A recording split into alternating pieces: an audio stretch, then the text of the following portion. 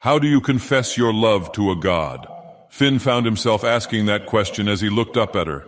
The craggy rock he knelt on dug into his knees as he knelt at her feet and looked up at her. "You've done well to survive up until this point," Skaha said. Her blood-red hair flowed about her, defying the ocean breeze, and her green eyes were as bright as daytime stars. Finn bowed his head lower at the praise and braced himself for the inevitable, but that came after. Even still, it was like she had kneed him in the solar plexus. "But you would still die if you had to fight in a war." Skaha's round features eyed him as she spoke. Finn said nothing. He couldn't when the words choked him. A wave crashed against the craggy shore he knelt on, giving him the excuse he needed to let his eyes water. "What would your grace recommend I do? I have lived here for 2 years since I became a man. I fought the boars barehanded and slew sharks, armed with nothing but a sword or a spear. I have done all you have asked and nearly died multiple times." The scar on his leg he almost sacrificed to kill a shark, all burned and itched so bad he wanted to claw his skin off. Skaha's smile was uncharacteristically warm. Through his eyebrows, Finn knew it well. It was a sort of nostalgia that he did not want to be reminded of.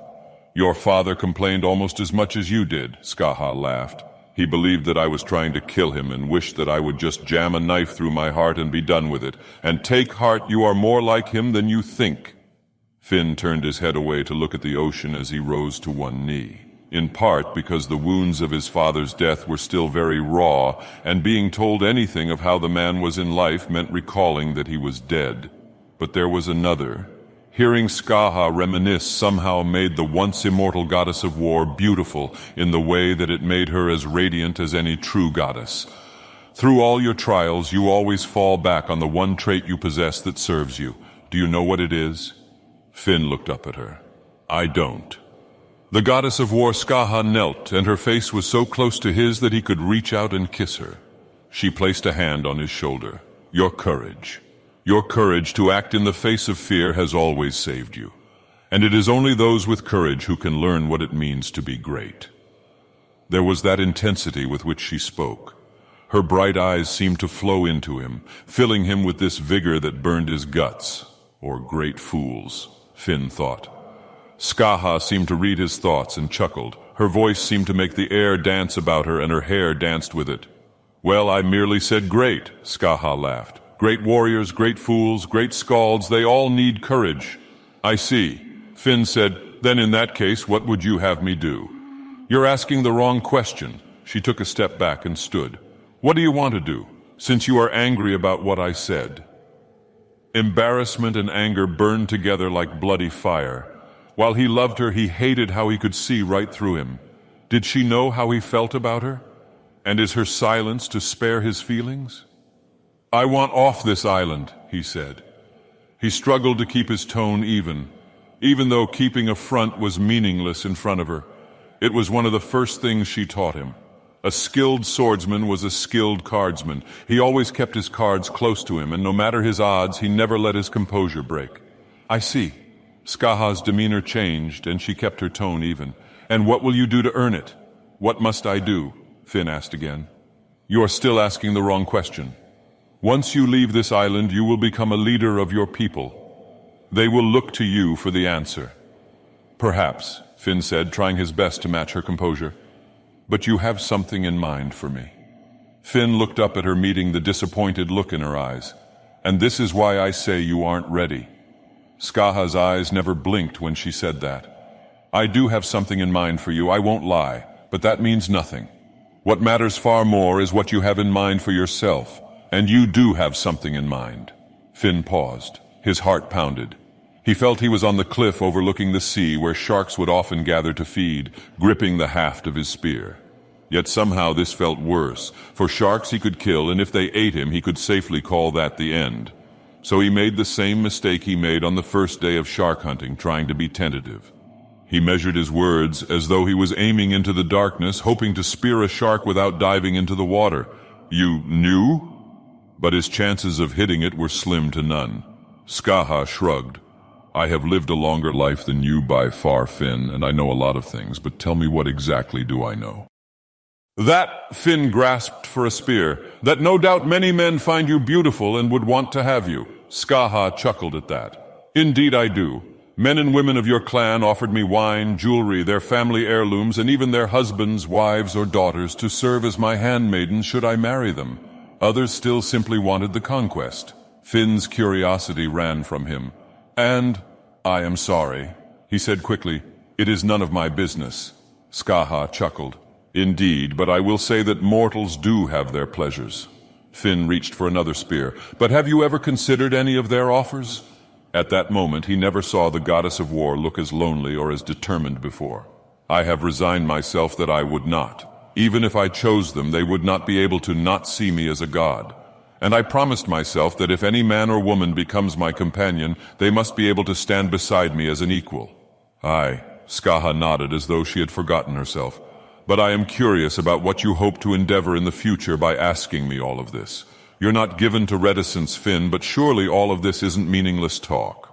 Had it been a woman to warm his bed, he might have flirted and said, perhaps it is because I love hearing the sound of your voice. But when Skaha pointed that question at him like a blade, Finn stumbled. He reached for another spear but grasped at air, no more trying that approach. Finn stood up to meet the goddess of war, his mentor, and the woman he was in love with in her eyes. Finn wasn't a tall man. He still had that boyish leanness to him, though, that had slowly eroded under the scars all over his body. Though even still, the goddess of war was taller than him. You asked me what I had in my mind. The truth, Skaha, is very simple. I want you. There was a stunned silence as another wave crashed against crags and drenched both of their boots in seawater. Finn did his best to keep himself calm, but his heart pounded like a war drum off tempo. The icy chill of what he just said washed over him, and he feared he severely underestimated just how large the sharks were. I see, Skaha said. If she was stunned, she hid it well.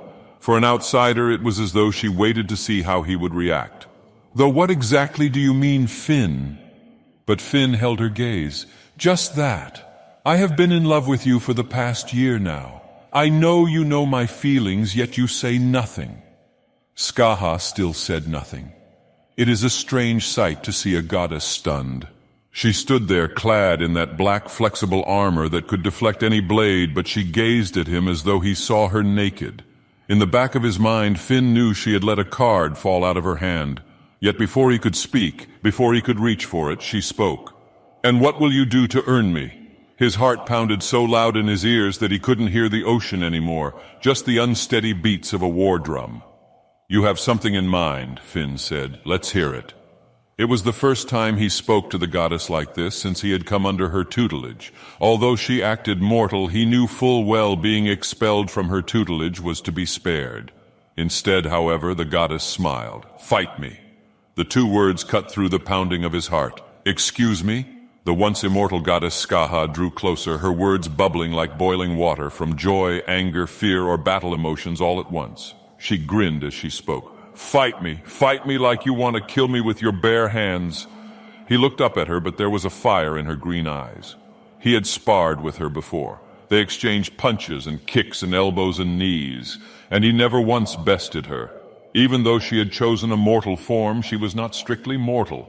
She had fought with his clan against her kin during the Sundering. But even still, powerful vestiges of her godlike power remained. Skaha could and likely would kill him if given the chance. For if he died, that merely meant he was never worthy to lead his people. Finn weighed his options. His guts felt heavy as though they wanted to escape in any way they could. He should have said no. He fumbled for any way he could refuse or perhaps propose something else more favorable to him.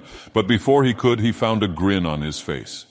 Very well, Finn said, his voice quivering with an excitement that mirrored his master's. He stepped away and staggered his stance. When and where? Tomorrow, at dawn, Skaha grinned. Finn wiped the sweat off his brow as he lay in his bedroll looking at the stars. During the summer, the isle in the mist was warm, stuffy, and humid in that way that made even sleeping naked without a blanket under the open air feel like he was being smothered. But that wasn't the sole reason he turned like a pig over a fire. Warriors must be prepared to meet their death at a moment's notice, so they cannot dwell. You cannot stay. Yet at the moment, that is all Finn ever wanted to do. Because after tomorrow, whether Skaha would be his or not would be answered, and he would have to live with the result. He couldn't be content to believe that Skaha could be his if only he just told her. He couldn't be content to delude himself that Skaha loved him too, but was merely too shy for some reason to say it. He jumped in the water. Now it was just to see if the shark would eat him. He got up and dressed. Before long, he bounced on the balls of his feet before throwing a scything kick to the head. He was fast. He could catch any man or beast dead in the jaw and send them to the floor, but Skaha was a literal god. How do you begin to beat the goddess of war in a fist fight? Finn was at a loss for words, so all he could do was drill, fighting his shadows in the dark where he imagined Skaha throwing punches that broke his arms, even if he blocked them. So he would have to be able to time her perfectly from the beginning so he could duck and weave around them. He did not know how much time passed, but he stopped when he was covered in sweat, panting. Every breath was like a dragon's fiery hiss. Skaha, no doubt, was asleep somewhere on the island. After an unfortunate incident with a snake, she opted to sleep in one of the trees along the coast and would change where every night to keep the nocturnal predators from finding her. Buzzing with too much energy to go back to sleep, Finn bounced on the balls of his feet. He called himself a fool, but he ran headfirst into the darkness to go find her. This wasn't the first time he had done this, but it could be the last. Perhaps it was because she did not want him to find her. It occurred to him what that meant if she wouldn't let him find her. Even in the dark, Finn knew the trails well. He had hunted and fallen and ran along them for 2 years, and soon the familiar feeling of the shards of dead leaves under his foot wraps, the tangle of flowers and shit, all of it hit his nose at once. He followed the smell of the sea every so often, looking up in the trees to find anything that looked like her, but he found nothing. Soon, out of that vague sense of desperate hope, his slow walk became a run as he ducked and swerved with the grace of an acrobat. He ran for what felt like an age before he came to the beach. Skaha lay on the beach. She was not naked, but wore precious little beyond a pair of hemp trousers, with wraps to cover her feet and another wrap to keep her breasts from spilling out. Her hair and eyes were not glowing, but instead tied up in a neat bun purely to keep unruly strands out of her face. She was looking up at the sky when Finn's legs carried him to her. She didn't rise when she saw him from the corner of her eyes. And for a moment, Finn just sat next to her, his head in his hands, stretched out with his legs crossed, looking up at the violet blue sky, the stars like specks of dust in the light overhead. An age passed between them. Finn didn't know what brought him here. One night he saw 2 snakes fight in the dark, their bodies intertwining, twisting together as they wrestled each other. And now Finn's heart felt the same way. A part of him wanted to convince her to change the contest tomorrow, so that he did not have to die, so that he could live even if it meant the pain of losing, of seeing Skaha as an army of suitors crowded around her, hearing her moan as a lucky bastard got to sleep with her. He had his heart broken before, he could endure, but death was the end. He knew it was fear, but on the eve of certain death, that's when the voice of fear was often the loudest. But beyond that, a part of him merely wanted to just be there, with Skaha, looking at the universe spinning overhead. It was surprisingly nice, like life was happening a million miles away and he merely saw it happen through a looking glass. As he turned to look at her, took his breath away. Her eyes locked in this soft focus that blotted out the world. Her normally tense shoulders were relaxed. His fear hissed at him that she was certain she was going to kill him tomorrow. But he knew better. He knew from the look on her face that she merely could make peace with whatever happened tomorrow. "Tell me, Finn." She said, "What do you think they think of me now?" Finn took a moment to consider. "You mean then?" Before he could speak, she scoffed at herself. "No doubt they curse me, calling me a traitor." Finn spoke quickly, but in his heart he knew they were what she needed. "Let them. The gods are far away now, sealed away during the sundering. Even if they curse you, what does it matter if you can't hear it?" "Perhaps," Ska replied pensively. "Though it makes me wonder, what are you doing here? How did you find me?" "I figured you wanted to be found," Finn said. "Otherwise I probably wouldn't." Skaha shrugged. "You give yourself little credit, though you should sleep," she said before her voice filled with that boiling enthusiasm. "Unless, of course, you are so certain you can defeat me sleep-deprived." Finn, however, ignored her challenge. "Does it bother you that you made the choice you did?" Skaha shifted uncomfortably. If you have time to think of this conversation, you... Finn pressed on his heart pounding, thinking this would be when the shark ate him. Answer me. Skaha merely got up, dusting the sand off herself before turning to the woods. Go to sleep, Finn. We will do battle tomorrow. Finn didn't rise to follow her. If this was his last night, he wanted to look up at the stars. It helped quell the fear of his own death. The stars above would continue to swirl, and it would look just as beautiful. Though, if you must know, Skaha's voice called out that she was almost to the edge of the woods. If I had to save your father and banish my kin from the physical world again, I would even if I lost all my powers. Finn felt something warm bloom in his chest and relaxed into his slumber with a smile on his face. Dawn came bright between the trees with cold gold light. The forest was surprisingly quiet, as though all within had paused to watch them. Finn took off his shirt and began to warm up. The sand wasn't uncomfortable, but still, his body had stiffened in the scant sleep he got. He started warming up by throwing punches at his shadows, smoothly transitioning from punches to kicks to knees and elbows as he danced on the balls of his feet. He raised his knees in circles as he mentally went over his options. Skaha was taller than him, and she could pick him up and toss him into the sea if she so desired. Whenever he had fought her as a part of training, she fought him like she was a mortal.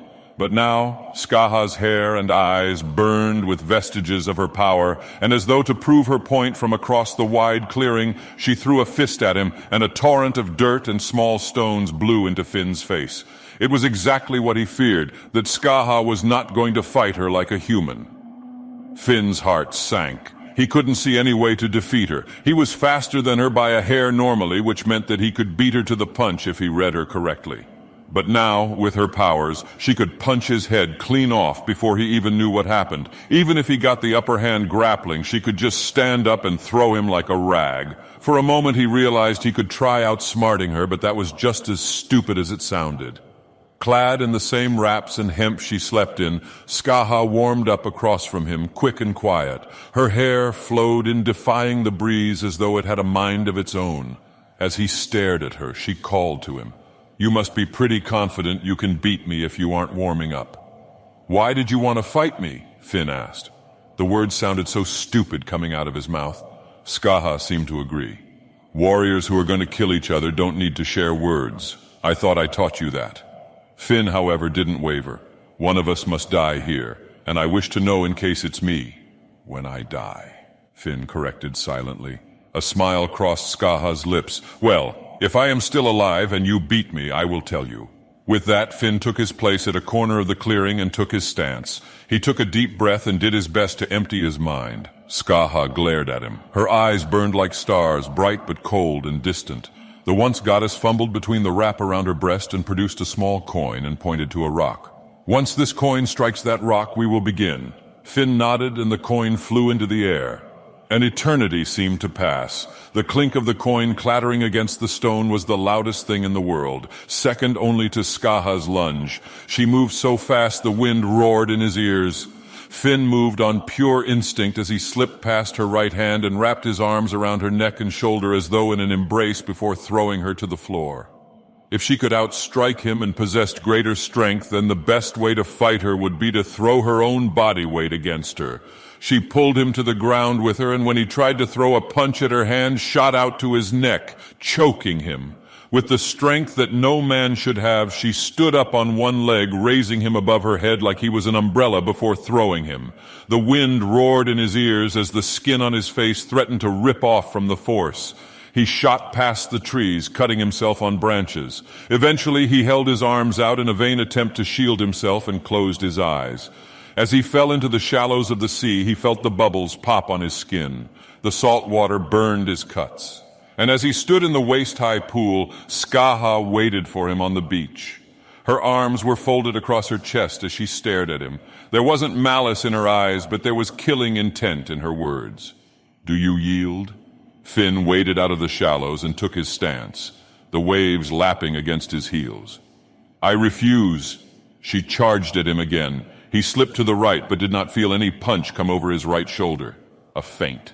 Something hard kicked at his shin, and Finn might have been grateful for the sand that raked way under his feet.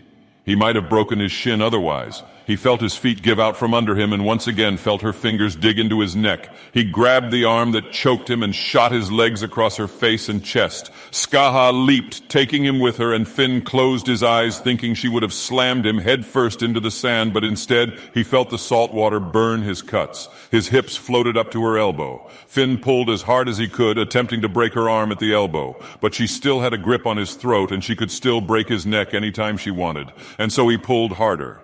If he was going to die, he was at least going to break her arm. The grip on his throat relaxed, and Skaha threatened to slam him on the ocean floor to get him to release his grip. But she instead threw him onto the sand. However, this time Finn was ready as he tucked his head and rolled like a ball before springing to his feet. Skaha rose from the ocean, her trousers soaked. She flexed the arm he nearly broke as he spoke. "My strength scares you." It wasn't a question. "Of course it does," Finn responded. "So the answer you came to is to attack my joints?" Skaha laughed. It was that battle joy that burned in her eyes, as though fighting was the one true place she could be alive. And Finn might have been able to admire that if he was certain he wasn't going to die. Finn smiled. "I suppose you will have to wait and see."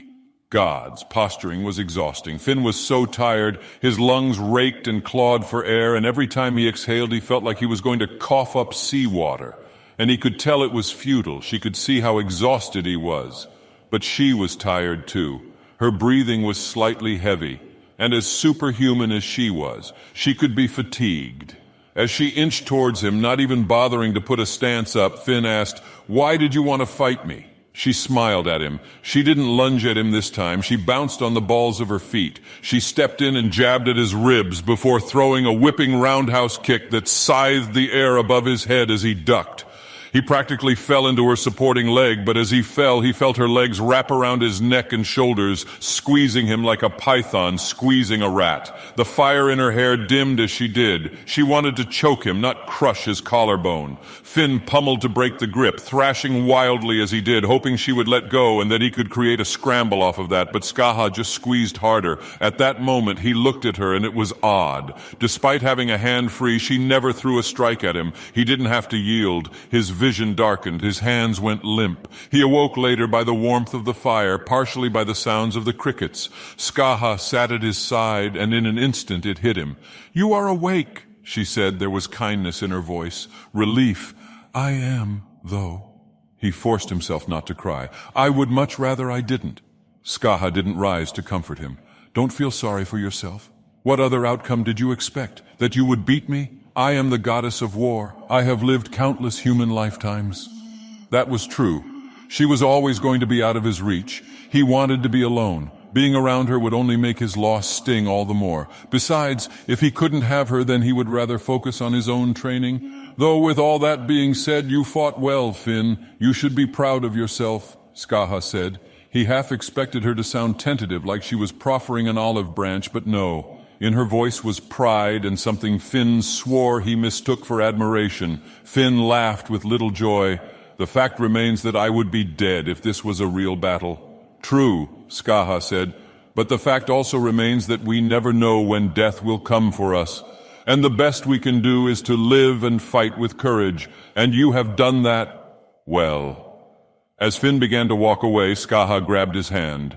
It wasn't as strong as when they had fought. It clasped around his fingers. As he turned to look at her, her eyes were green, but they weren't as cold. No, they were as green as the forest around them, and just as warm. She drew closer to him. Finn shook his head in disbelief. "But I lost. I am surprised you didn't kill me. Didn't you ask me to fight you like I was going to kill you?" Her lips quirked into a smile. "I never said the reverse was true. Remember what I said? That I wanted someone who could stand beside me as an equal?" Finn shook his head. "I lost." Skaha placed a finger on his lips. "You fought me with all your strength. You did not fight me with reverence the way anyone else would. You fought me as an equal, not a god. Besides, it is only those with courage who learn what it takes to become great. And on this day, Finn, you have proven yourself a great warrior and a great lover." The words hit Finn, but he couldn't believe it. "What?" But instead Skaha pulled him in and ever so slightly kissed him.